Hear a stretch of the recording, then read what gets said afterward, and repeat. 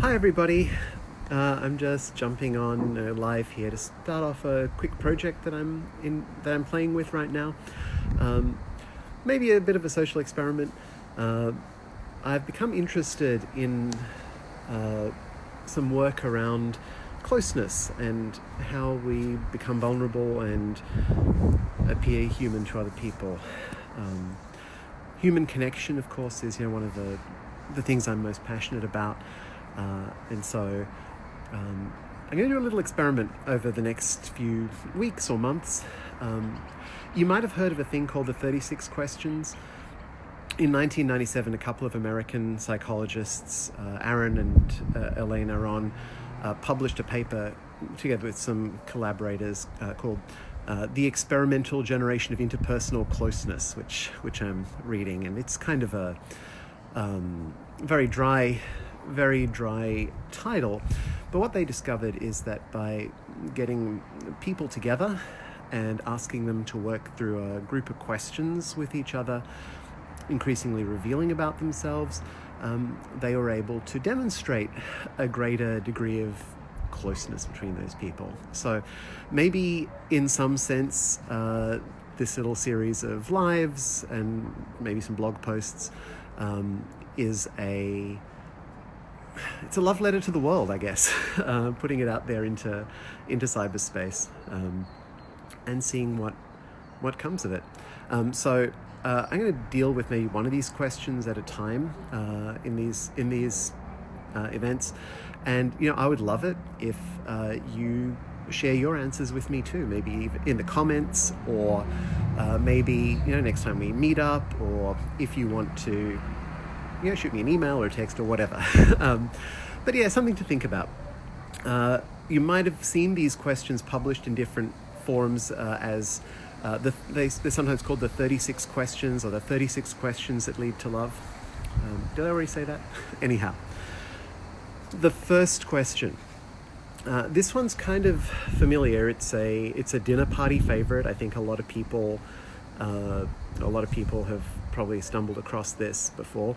And it just asks if you could choose one person, anyone in the world, and let's just say it's one person and one living person.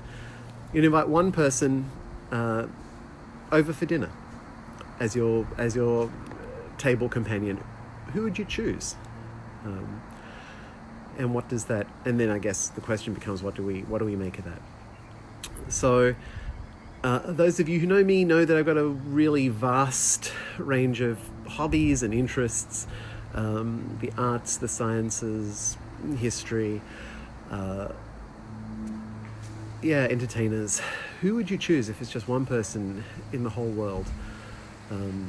Now, I guess for anyone who's been following me on social media over the last few months, certainly knows that I have also one of my great passions is space exploration.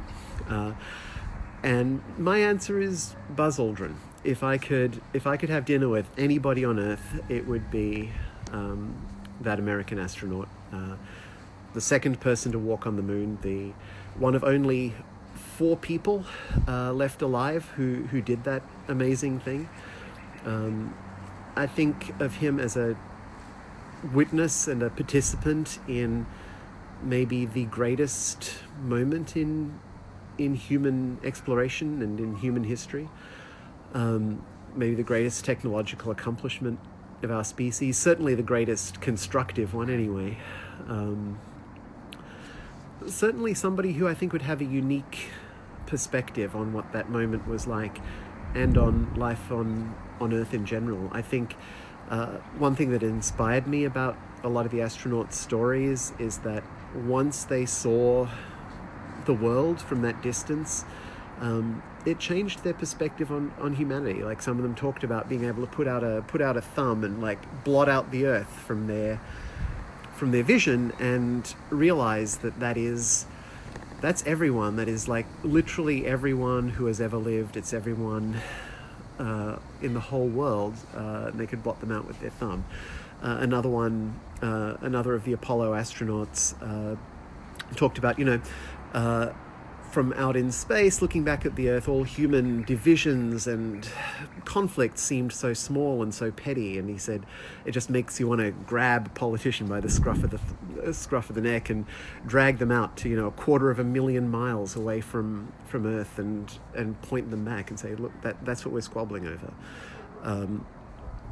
Since that epic flight 50 years ago, Aldrin has remained a passionate supporter of space exploration. He's certainly a real character as well, and a great supporter of and passionate about humanity's next great journey into the unknown, which will be Mars sometime in the next few decades. I sincerely believe that I'll be around to see that. I'm looking forward to humans venturing further out again. It seems kind of incredible that it's been 50 years since the Apollo landings, and nobody has been back to the moon since 1972. Very long time now. And so I think, Buzz Aldrin is my answer. I would love to break bread with him, and hear about.